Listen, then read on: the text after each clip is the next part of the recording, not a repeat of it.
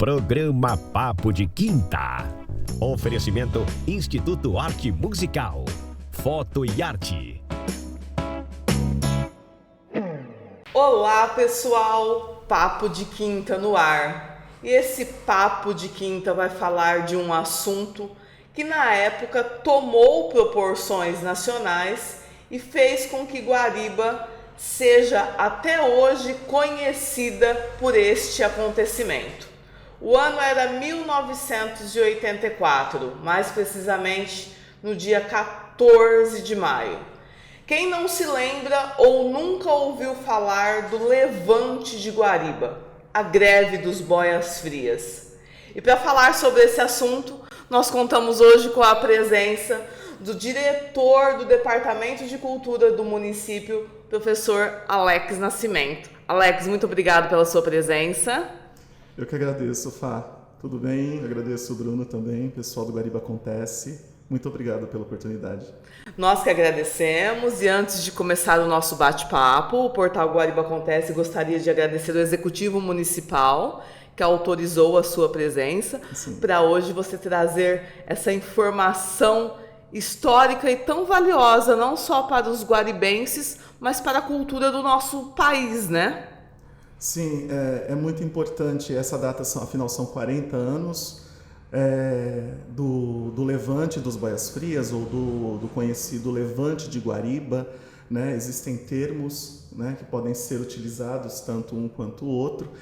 E desde o início, né, de estar trabalhando nessa gestão, nós tivemos sempre uma preocupação no resgate e na preservação da memória do município de Guariba, contanto que fizemos várias ações aí no decorrer desses dias. E dentre essas ações, nós estamos, né, com o Museu Municipal, e eu gostaria de começar falando do museu, porque eu entendo que para o Departamento de Cultura foi um trabalho mais demorado, um trabalho de pesquisa para vocês conseguirem expor tudo que está exposto no museu nesse momento.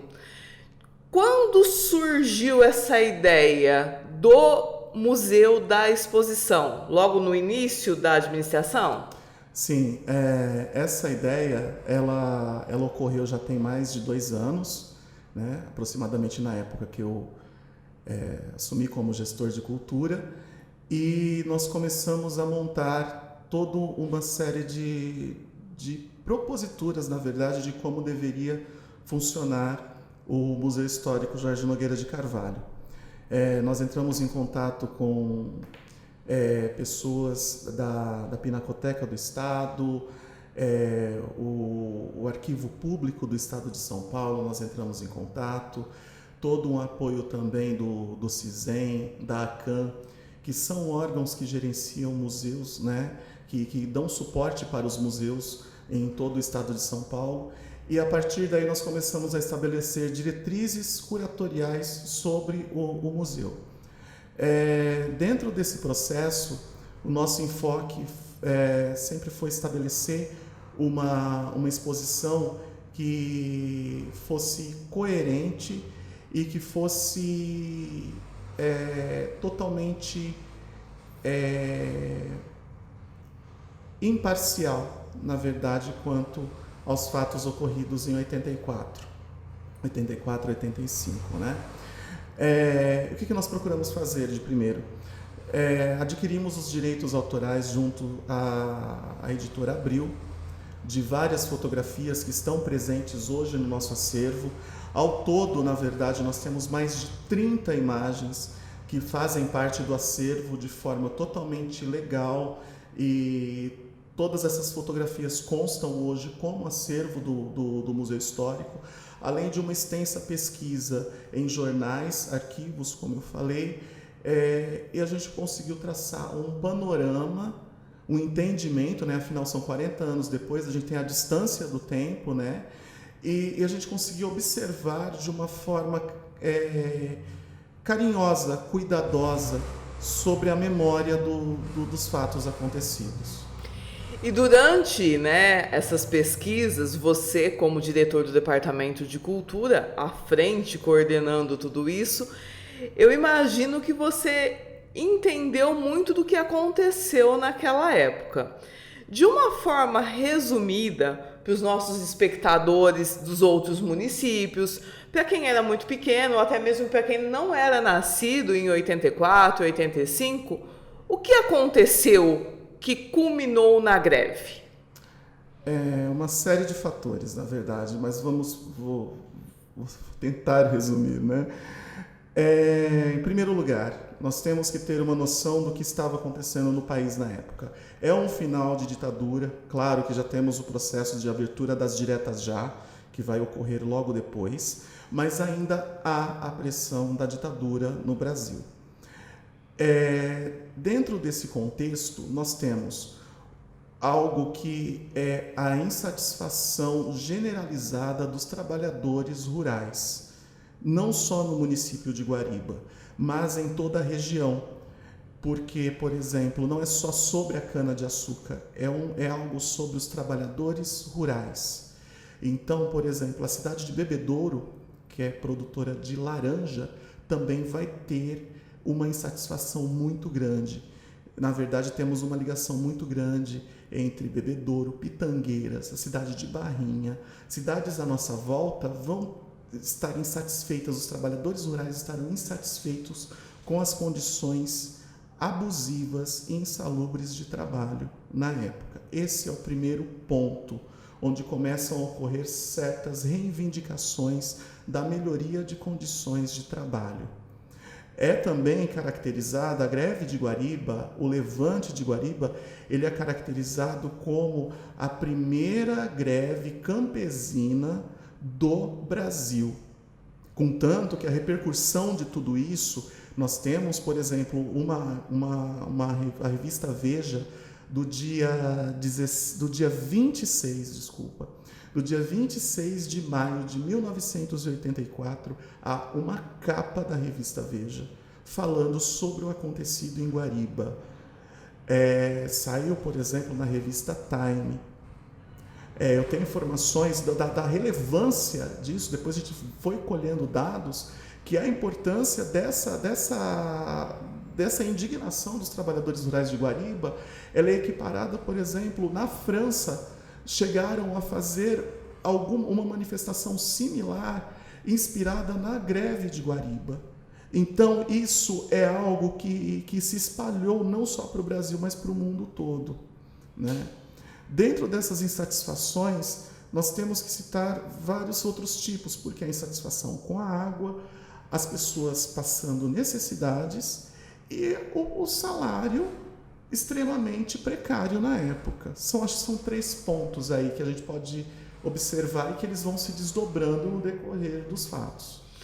E mediante essa sua explanação sobre o que culminou na greve, linkando ao museu, a população que hoje vai visitar o museu, ela consegue, através da exposição, entender e visualizar o que aconteceu na época. Sim, através dessas fotografias, como eu mencionei, através de textos informativos que foram retirados de fontes oculares na época, né? E o que nós fizemos? Nós procuramos proporcionar esse link histórico e, juntamente, nós conseguimos, junto ao governo do Estado, Associação dos Amigos da Arte, nós conseguimos uma intervenção artística, porque nós pensamos o seguinte: temos a preservação da memória, temos as fotografias, mas como que a gente traz para 2024 uma releitura artística, estética sobre os fatos acontecidos? Então nós temos também uma intervenção artística que ela tem aproximadamente 6 metros de altura por uns 3 metros de largura, que está presente no museu também. Então linkamos fotografia, vídeos, temos muitos vídeos, né? A gente pode até disponibilizar os vídeos Acho que seria até interessante para quem quiser se informar mais dos fatos ocorridos. E temos a intervenção artística. Dentro desse contexto todo, fizemos também uma parte de uma série de oficinas que aconteceram entre os dias 7 e o dia 10, que veio o artista que concebeu a obra, o André Costa, e ele fez uma oficina com vários alunos que se inscreveram e puderam participar e puderam mergulhar nessas intervenções de imagem. Foi uma oficina de fotocolagem, na verdade, e eles puderam entender melhor o contexto, produzindo também arte. Então a gente entende o seguinte, que a preservação da memória, ela passa também pela produção artística, né? É isso. Tanto que, além do museu, que nós estamos falando dele por enquanto, nós temos também outras formas de arte, de cultura, que foram inspiradas, né, no Levante, como é o caso do livro O Açúcar Amargo, que também deu origem à peça de teatro, né, Alex? Eu gostaria que você falasse um pouquinho sobre isso.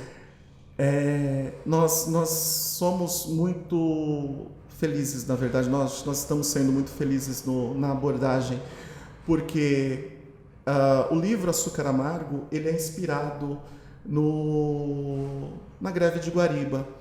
E a partir do momento que entramos em contato com o escritor, o Luiz Puntel, uma pessoa maravilhosa, foi super solícito com a nossa ideia, e o Luiz Puntel esteve presente no dia 11, na apresentação da peça de teatro Açúcar Amargo, e no dia 14, no encontro na Socicana.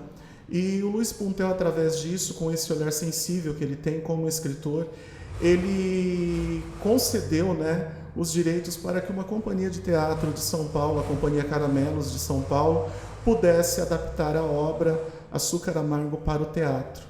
Então, para nós foi uma coisa inédita, porque quando nós entramos em contato também com a companhia de teatro, eles ficaram totalmente alvoroçados, vou dizer, pela vinda da companhia na cidade de Guariba, onde tudo aconteceu. Eu os acompanhei, então foi algo, a imersão do ator, ela é muito incrível pela vivência, né? Por você estar ali transpirando e respirando história. Então, para eles foi algo fenomenal, que eu entendo que só vem agregar também com eles na produção teatral deles.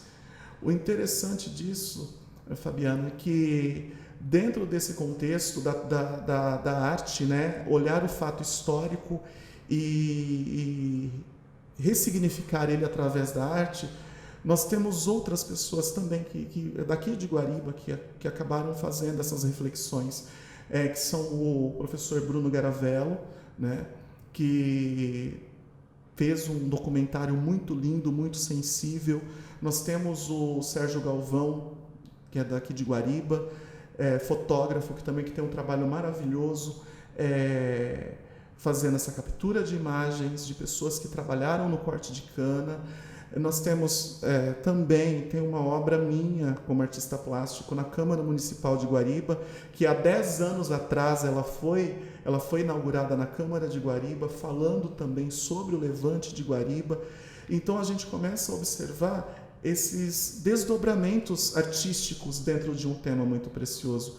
Além dos professores de história, os professores de português, que também são muito atentos com o livro, e eu faço um agradecimento aos professores que puderam e que levam a obra do Luiz Puntel para a sala de aula. Isso é muito importante no quesito da preservação da memória para nós. E para você que está nos assistindo e de repente está perguntando por que tudo isso, por que essa comemoração dos 40 anos? Eu tenho uma opinião muito particular, eu sou fã da preservação da memória histórica da nossa cidade e da história num contexto geral. Mas você, como também educador, eu gostaria que você explicasse para o nosso público qual é a importância de trazer para a sala de aula, de trazer para o conhecimento dos alunos da rede pública este fato. Esse fato ele é extremamente importante, em primeiro lugar, para que tudo o que aconteceu no município de Guariba, para que a história não se repita novamente, para que aqueles fatos ocorridos eles não se repitam.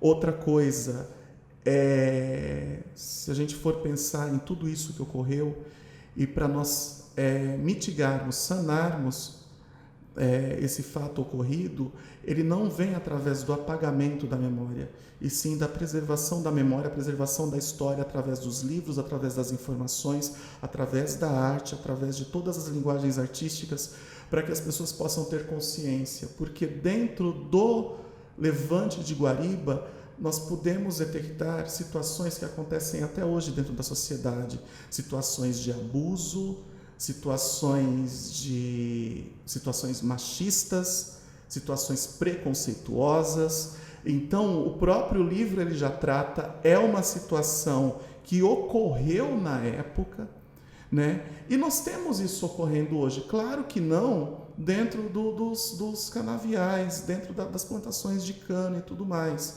Mas nós temos essas situações que ocorreram e que ocorrem hoje em dia em outros segmentos sociais. Então é um ponto de reflexão. Isso aconteceu no levante, isso aconteceu na greve, certas situações aconteceram, mas elas acontecem hoje. Como nós podemos fazer para que essas situações elas não ocorram mais? Então isso só através, na verdade, da educação e da cultura e da conscientização que a gente pode ter esse panorama. E outro aspecto que eu acho também muito interessante é a questão da criança, do adolescente, do jovem, tomar ciência dos fatos e valorizar o que as gerações que o antecederam passaram, né? Porque muitos hoje em dia, eles não tiveram a oportunidade de viver naquela Guariba, naquela região onde nós passávamos e víamos os cortadores de cana na ativa, trabalhando num sol escaldante. A questão da valorização mesmo da família, da valorização do que os avós passaram, do que os pais passaram, né? Sim. Os meus pais, meu avô veio do Pernambuco para cortar cana. O meu pai automaticamente acompanhou o meu avô para cortar cana aqui em Guariba. Claro que dentro do contexto, na época, quando ocorreu toda a greve, o meu pai já não estava mais no corte de cana, mas a minha família inteira, os meus tios, todos vieram para o corte de cana, assim como diversas outras famílias do município de Guariba vieram. E nós conseguimos traçar essas famílias e a gente consegue entender fases de grupos de famílias que vieram no decorrer dos anos para Guariba. Até para a gente traçar, nós temos pessoas que vêm do norte de Minas Gerais, tem fases, a gente consegue detectar, né? Uhum. Norte de Minas Gerais, nós temos pessoas que vêm do norte do estado do Paraná, nós temos pessoas que vêm da Bahia, nós temos pessoas aqui em Guariba que vêm do Pernambuco, inclusive tem muitos pernambucanos que vieram cortar cana na região, que não estão localizados aqui, mas estão numa cidade próxima daqui de Guariba, que é Dobrada. Tem muito pernambucano que veio cortar cana que foi para Dobrada. Meus pais foram uma exceção, vieram para cá, assim como outros. E essa linha do tempo ela vai se seguindo, e hoje ainda nós temos pessoas que vêm em busca da busca de melhores condições de vida através da cana-de-açúcar. A última leva que nós temos agora são de pessoas vindas do estado do Maranhão, né? Então isso ainda é algo, não é algo tão grandioso, aquela leva imensa migracional, só que ela ainda existe. E essa leva migracional, ela é um fator determinante até para a gente entender, em termos de números, a população de Guariba hoje, né? Porque os migrantes vieram, A maioria deles aqui se estabeleceram e nasceram seus filhos, seus netos, seus bisnetos guaribenses, né? Sim. E isso, se nós fôssemos imaginar, se eles não tivessem vindo, como seria Guariba? Qual seria a população de Guariba, né? É algo assim para quem gosta, para quem tem essa curiosidade, também de ser analisado. Sim, eu acho que é um campo, na verdade, que daria uma série de dissertações e teses acadêmicas, porque nós podemos traçar esse ponto de várias maneiras, né? Alex, durante o Levante, nós temos alguns nomes que são até hoje preservados, né? Porque foram pessoas ou que atuaram, que intermediaram, tivemos até uma vida ceifada naquela época. Eu gostaria que você falasse para os nossos espectadores quem são essas pessoas que se destacaram naquela época, mas não um destaque com o intuito de se aparecer, mas foi uma coisa natural. Sim, dentro de todo esse contexto, eu entendo que nós não podemos deixar de esquecer da pastoral do migrante, que foi muito atenta em tudo que estava acontecendo quanto a essas questões de situações subalternas de trabalho. Dentro das reivindicações, nós temos uma pessoa que é o Padre Bragueto, que esteve presente conosco no dia 14. Temos ele como uma pessoa que tem o conhecimento dos fatos históricos, é uma pessoa que tem a sua relevância. Nós temos uma pessoa que nos auxiliou de uma forma assim, muito carinhosa dentro do Departamento de Cultura, nos levando documentos, nos contextualizando sobre alguns fatos ocorridos, que foi o Zé de Fátima. Inclusive, minha gratidão ao Zé de Fátima pela disponibilidade de uma série de recortes de jornal. Nós temos também pessoas que foram responsáveis para a elaboração da Carta de Guariba, como Pazianotto, como o próprio Fito Laurentiis, que esteve presente também na elaboração da Carta de Guariba. A Carta de Guariba, ela acabou significando a junção de diversas lideranças ali para decidir o que seria feito para a melhoria das condições do trabalhador rural. Nós temos, por exemplo, uma pessoa muito interessante dentro de Guariba que tem um acervo fotográfico magnífico, que esteve acompanhando, que foi o Beto Estevam. Portanto, que fotografias do Beto Estevam estão dentro da nossa exposição também.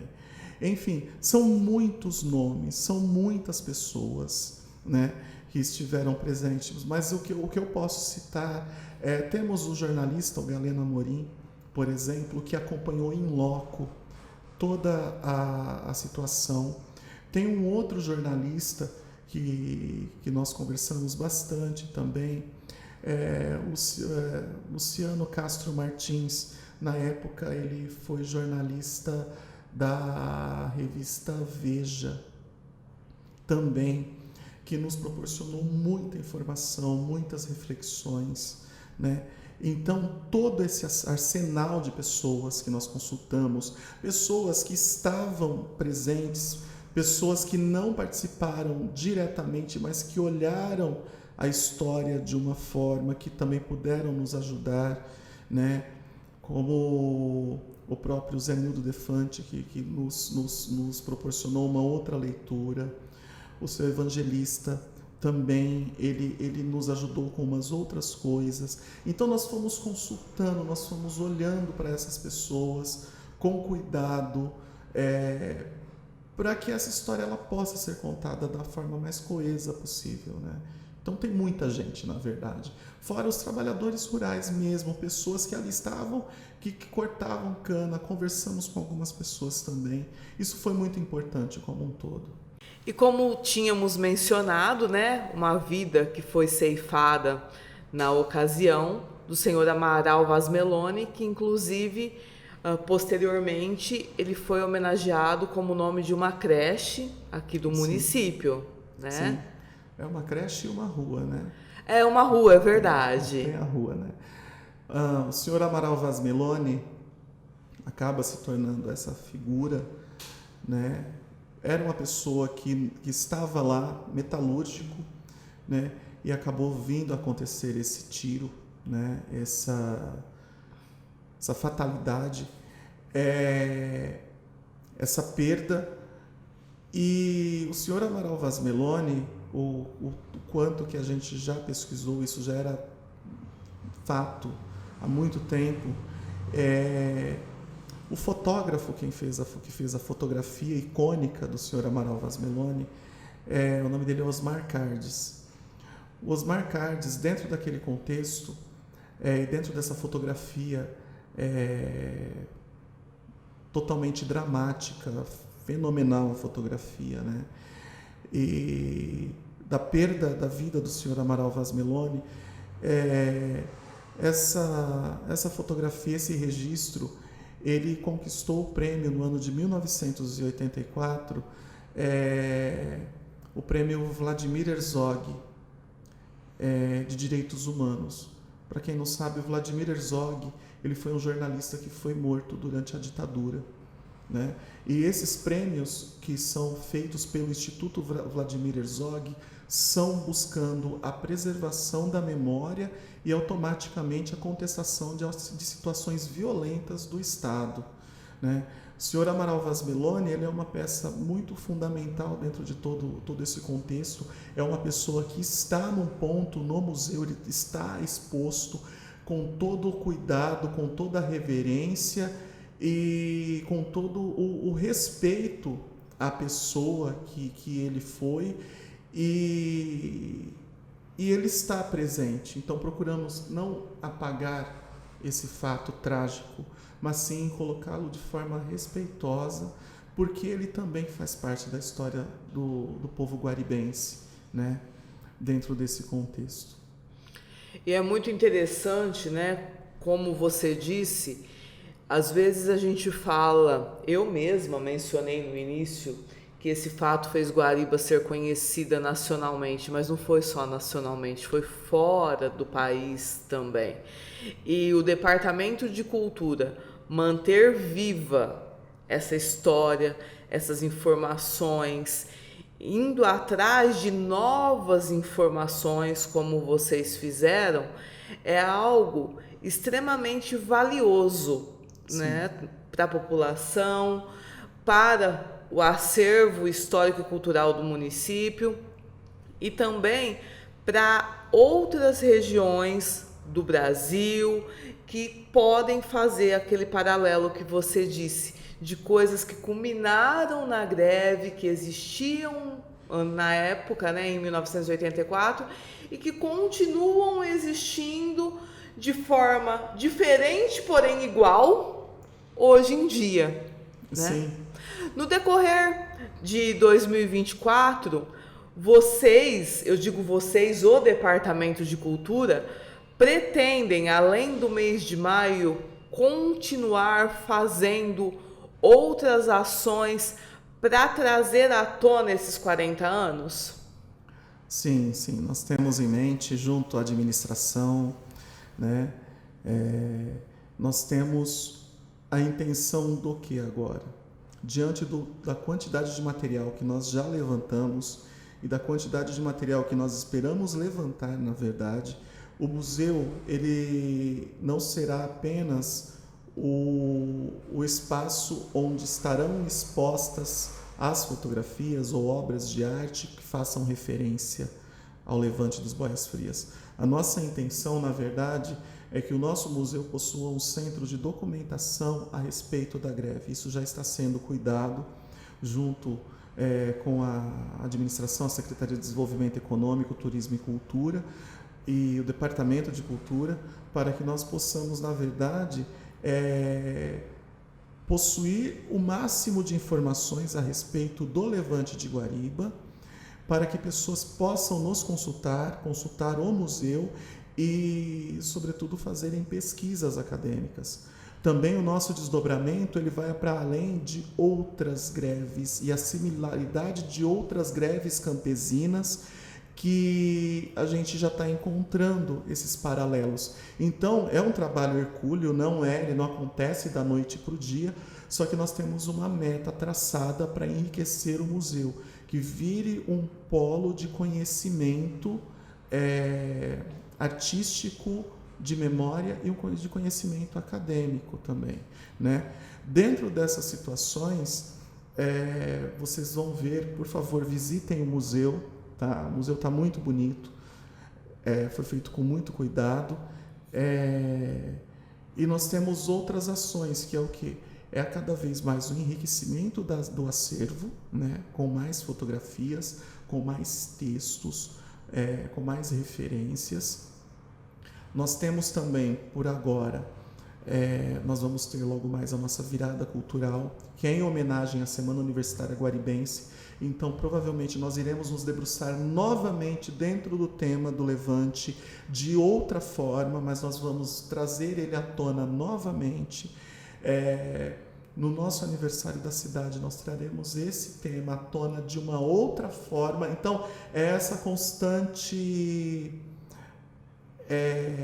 ressignificação, contextualizar de formas diversas, né, para que as pessoas possam ter contato com a arte, com a memória, e que isso possa tocar as pessoas, né? Mesmo porque a arte, a memória, a cultura nada mais é do que educação, né? A cultura e a educação, elas estão extremamente entrelaçadas. É por isso que você, como educador, tem tanta consciência da importância dessa preservação. E isso é muito legal, é muito importante. Então, população guaribense, muita coisa ainda vai acontecer no ano de 2024. E eu gostaria, o Alex, a produção do Guariba Acontece, que vocês realmente se interessem pela história do nosso município. Hoje nós falamos do Levante, mas agora eu falo da história em um contexto geral. É muito interessante nós sabermos o porquê dos porquês de onde nós moramos ou de onde nós nascemos. Isso faz a gente entender muita coisa, né? Sim, e eu acho, Fabiana, que tem a ver também com ter orgulho de onde nós estamos. Perfeito. Eu acho que é orgulho. Né? Isso mesmo. Eu quando eu me debrucei sobre o tema, há muitos anos, na verdade, eu estou dentro do tema, e toda vez que eu me deparo, eu me emociono, eu fico contente, me entristeço com diversas coisas que ocorreram, mas o contar a história, o preservar a história, né?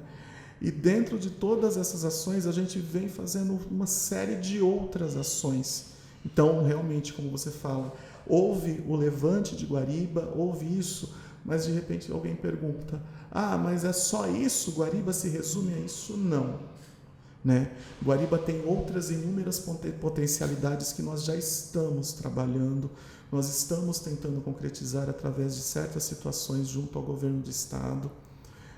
De uma forma inédita, a gente ficou muito feliz, o Luciano Mendes e eu, dentro do Departamento de Cultura, que nós conseguimos, de uma forma inédita, 3 editais do governo do estado, né? E todos esses editais, eles estão voltados, um deles já ocorreu, que é a intervenção artística, e nós temos mais 2 para ocorrer durante o ano, que são o Circuito Cult, que são aquelas bandas que eu trago para Guariba, que a administração pública traz, junto ao governo do estado, aquelas coisas diferentes que acontecem em Guariba, né? E nós ganhamos também um programa de festivais. Então aguardem que o nosso desfile cívico desse ano vai ser uma coisa inédita, porque nós temos uma parceria aí monumental com o governo do estado para acontecer. Nossa, já fiquei curiosa. Que venha setembro. Alex, muito obrigado por sua participação. Eu tenho certeza que a sua fala, quando você disse a palavra orgulho, fez com que nós definíssemos o motivo do nosso programa de hoje. É levar um conteúdo para a população, para a região, de orgulho. Orgulho de morar em Guariba, de ser guaribense, orgulho de morar na região, nessa região que é rodeada por um mar verde, por um mar de cana, mas que é motivo de muita satisfação. Muito obrigado. Eu que agradeço, Fabiana, Bruno, pessoal do Guariba Acontece.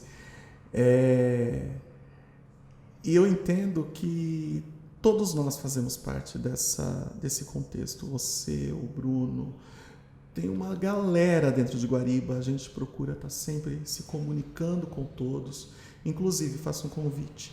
Participem dos nossos conselhos de cultura. Estamos decidindo coisas muito importantes que são concernentes a todos, né? Porque estamos traçando diretrizes e metas a serem alcançadas dentro da cultura de Guariba. Isso também é algo inédito que está sendo feito. Então fica o convite para a participação dos conselhos.